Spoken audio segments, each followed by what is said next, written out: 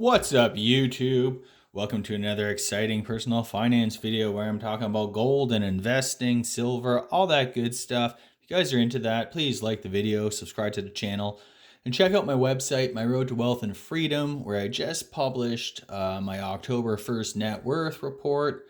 If you guys are into personal finance, I'm sure you guys are into tracking your income and your net worth as well. So check it out. If you're not doing that, you should always be sort of taking an eye on your net worth at least every 6 months, just to make sure you're on the right track. The link is in the description below. Quick disclaimer, I'm not a financial advisor, so please consult with a financial advisor. Do your own research before making any investment decision, doing things like buying gold and silver, investing in any of the stocks I talk about, or pursuing any of the strategies I mentioned in this video. All right, guys. So October 4th, 2021. So I needed to pick up some capsules, and I wanted to put a little bit more money in gold, but I didn't have. I just bought a 1 ounce maple a couple weeks back, in honor of making that big lump sum payment on the mortgage. This is not the one. I haven't received it yet. It should be coming, I think maybe tomorrow or the next day or something like that. It's in transit. But I wanted to get a few things. I came into some other money. I wanted to tuck a little bit more away in gold. So I picked up from Silver Gold Bull this 1/4 ounce 2021 Canadian maple. Beautiful coins. They come in this plyo film sort of sheet. I don't know, maybe there's 20 to a sheet or something like that, and they just snip them off. And as you can see, it has all that etching all around the maple leaf. I forget what it's called now, but anyways, it has that little cartwheel effect as well. As well as the big 1 ounce maple leaves. And it's really interesting. I have a bunch of collector gold coins, and my actual first gold bullion coin that I ever bought was a 1/4 ounce, and it's right here. I put it in this silver capsule, but it's still in its plyo film. It's a 2013 1/4 ounce. What's the denomination? It's $10. I think the big 1 ounce maple is 50. I think the 1/2 ounce is 20, so that's 10. Maybe the 1/10 of an ounce is $5. That type of thing. So yeah, and I also picked up a capsule for that 1/4 ounce piece. And I actually have a true capsule for this one, and true airtight. I just haven't gotten around to put it in it yet. So this one will do for now. And I picked up a large capsule for when I bought the tube of Australian silver ounces. I bought a 26. This one here, just a loose one. 25 come in the tube. I bought a loose one just to kind of show you, because I wasn't going to open the tube. I'm just going to leave it mint sealed. And so I needed a capsule for that, so this doesn't start to tarnish after a while, because this is just kind of open. You can see it's like open and stuff like that. So keep it as best it can. So I picked up, I think it's is it 40 millimeter capsule? I can't remember what it is, but this bad boy is going to go over top like that. So yeah, so a little bit of housekeeping, a little bit of, picking up some, I just wanted to have a little bit more gold. Don't we all, right? Yeah, so the other ounce should be here. So that'd be like one and a 1/4 ounce gold that I bought in the last couple weeks. And I think I'm doing pretty good. I forget. I don't know my exact how many ounces I have. I guess I have to kind of count them all out. I'm not at 20 yet. I probably have maybe, I don't know, 17 ounces maybe. Of course, I don't have it all here. I have it in a safe deposit box, but what you see here is sort of what I have. And Yeah, so it just got me thinking, again, the more I do these net worth reports and the more I like measure, I guess, that's kind of, I guess a net worth is sort of kind of a true measure of your financial health. Basically, I view it as almost like a financial health check every month. I check it out. I run these reports and I publish them on my website. Links in the description below. Check it out. Please comment, like, subscribe, all that stuff. And let me know what you think. I've been playing it super safe, as I've been saying in these videos. I've been really, really conservative this year. I don't really like where things are at. The stock market, bond market, real estate, everything's kind of really crazy right now. Although things seem to be kind of coming off, the stock market is kind of, I don't really know what's going on in the stock market. I feel like it's kind of, it's pausing, it maybe slightly down. We've had a little bit of volatility the last 2 weeks, starting with that 900-point plunge on the Dow, 2 weeks ago, Monday. And it's been kind of a rocky road ever since. Who knows where this is going to go, but we do have a lot of headwinds, I think, facing the stock market. We got serious inflation. The metals have yet to respond. They kind of had their bounce last year. I think that was more kind of like the fear trade. And now we're in for some, inflation. The Fed Chairman Jerome Powell last week just came out and said, "Oh, it's going to last a lot longer." Now it's in the 2022, so it's not quite the transitory inflation that he was saying, a year ago, 9 months, 8 months ago.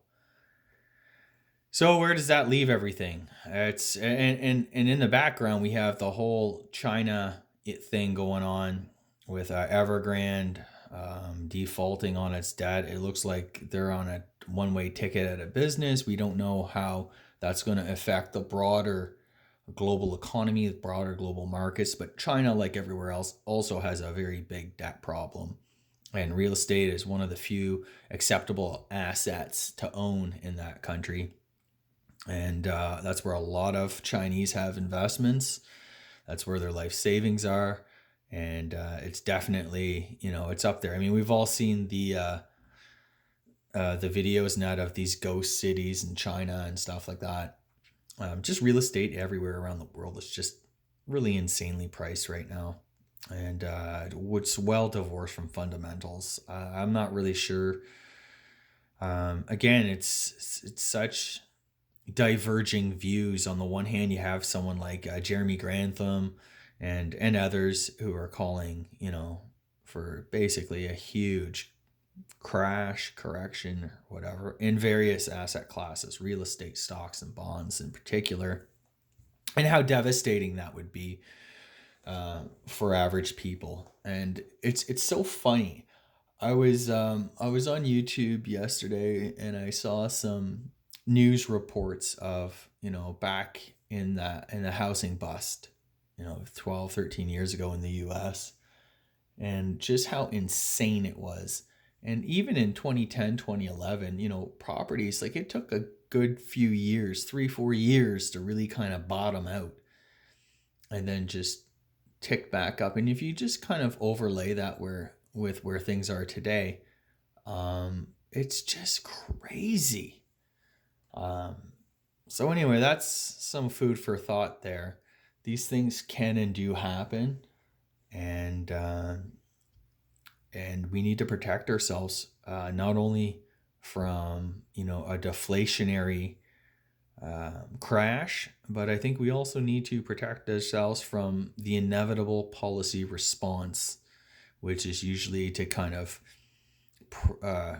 print money, purchase assets, prop up the stock market, try to keep this economy intact. And it seems to me that things are just getting weaker and weaker. Fundamentals are well divorced from where they should be. And in Canada here, I see our Mortgage Insurance Corporation, which is which is backstopped by the government of Canada, came out with a report and it listed all these places that are like high risk, um, high risk of a correction and stuff like that. And you used to get the usual suspects, Vancouver, Toronto, but now you're getting like places like far flung places like Moncton, um, Halifax, now Hamilton. Just everywhere. It just seems that everywhere real estate is so expensive, and I don't think what my experience in the past year and a half has really taught me about paying my mortgage off completely is that it's really really really hard to pay off just principal. You're still making payments, but you're trying to kind of eat away at that principal. That really was an eye opener. I guess we know money is money. It's a lot of money. If you have $500,000 mortgage and stuff like that, that's just normal. In fact, that's probably a low mortgage now in today's market. I think most people are in it, well over 500,000. But anyway, that's for something else. But it's just really really hard to pay that off, even at record low interest rates. That's that's sort of what I was kind of getting at in a lot of my videos and a lot of my writing on my website. Um, just paying off the enormous sums borrowed for what is ultimately a non-productive cash flowing asset like a personal residence, your primary home. Um, that takes a lot, and it's a big feat to do. And I think a lot of people, they're playing with fire. This is not a market. I keep saying this again and again and again. This is not the type of market. This is not the type of economy where you want to have a lot of debt, even if they're going to inflate it away. Now, I'm in Canada. In Canada, we can't lock in our mortgage for 30 years at 2% or whatever, like you can do in the US. And also, we do not get a tax deduction on our mortgage, um, like is also the case in the US. So for Canadians in particular, and I suspect Australians and stuff are in the same boat too, you have non-deductible debt. And yes, home values go up, but as I've said in other videos, that's illusion. That's like the wealth illusion. It's invisible wealth that you don't collect on until you sell your home. Um, so don't sit pretty thinking that, hey, my home's worth $1 million and I only owe 500,000. Like I'm good. Yeah, on paper you're good, but in the day to day, week to week, month to month reality, you have those payments to make. And I think that's where people kind of fool themselves.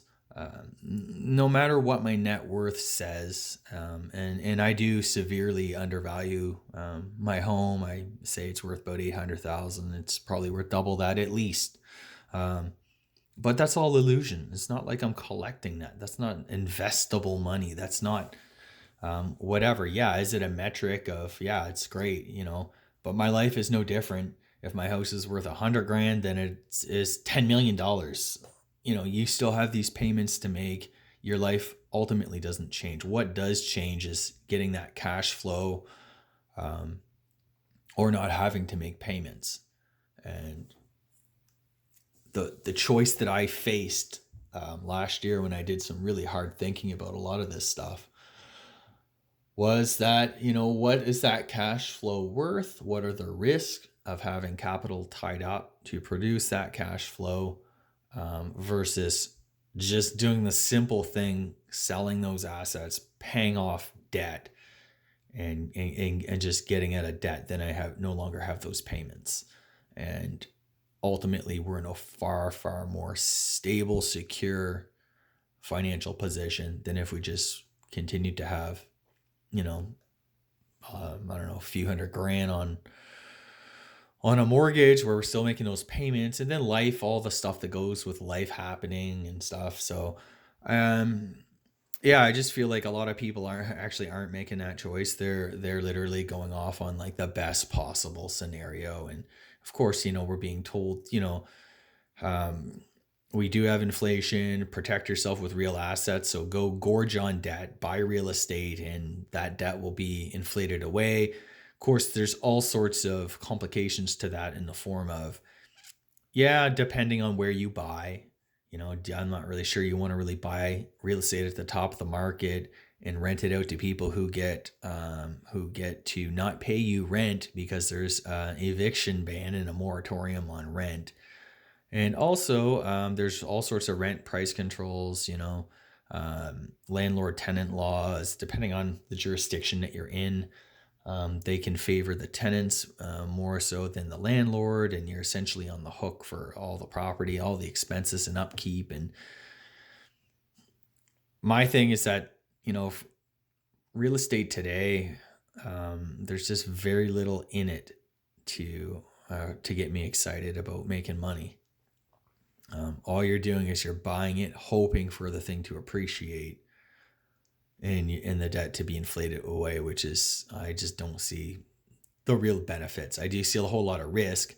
Now you have this giant liability of a mortgage and all sorts of risks. Is your tenant going to pay you? What's the government going to rule? And landlord tenant boards and stuff like that. There's all kinds of things in there. So, there may be the odd deal out there. My sense is that I just don't see anything that's attractive. And if you're buying today, you're buying on that whole greater fool theory where it'll just be more tomorrow. So get it into there today. The other thing that may be there, maybe more tomorrow, might be actually be interest rates. If we do get some serious inflation and central banks actually get freaked out, they could potentially raise interest rates. It's unclear how high they would actually go, but you can bet that if interest rates go up, you can kiss all three of the stock, bond, and real estate markets goodbye. They are going to come crashing down, and we'll see where fair value is.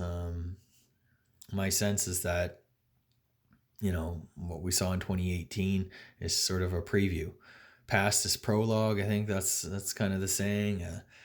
You can see a severe, we are way more overvalued today than we were back then, and just about every metric too. So anyways, all right, that said, why am I picking up a bit more gold is because, as my plan has always been, as my net worth grows, I also want to, kind of match that with a little bit of insurance and a little bit of protection.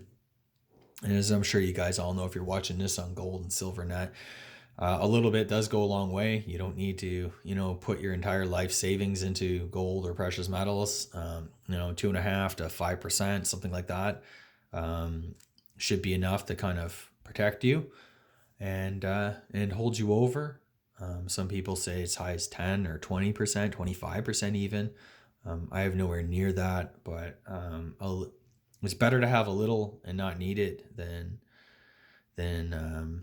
not have any at all. So it's unconventional. It's kind of like an alternative sort of asset. As I've said before, I've been a lifelong coin collector and probably never would have gotten into my initial sort of reason of picking up some of these gold bullion coins was that, if ever we faced a financial crisis or something like that, where you needed to kind of sell gold, your gold or whatever, I did not want to have to sell my beautiful, highly prized and treasured, collector gold coins. So instead I decided to pick up some bullion to kind of cushion that. If I need to sell, I'll sell. I'd rather sell, buffaloes and maples than rare gold coins that I've collected over my lifetime, and I don't want to part with, simply just to sell them for their gold content. So that was my reasoning. Anyways, I've gone on a little bit too long in this video, so I hope you guys are enjoying your day. I hope you guys are keep investing, and I hope you guys are keep protecting yourself. By the way, there's a link to Silver Gold Bull. That's where I purchased the vast majority of my gold and silver. They do price match, the free shipping, insurance and stuff like that. And check this out. It's a beautiful There's no marks on it. It's not dented or anything like that. Beautiful 2021 quarter ounce maple. The next coin I got coming, as I said, is this is another 1 ounce gold maple. Obviously, we can get into the premiums. You pay more premium for the fractional gold. However, it is much cheaper. And if you want to buy gold, on a month-to-month basis, or quarterly or something like that, the fractional gold pieces are much more good price entry points. You pay more in premium than you do a 1 ounce, but we can only do what we can afford, essentially. So that's it for today. Thanks so much, guys. Please like the video, subscribe to the channel, check out my website, My Road to Wealth and Freedom. It's in the link below. Take care.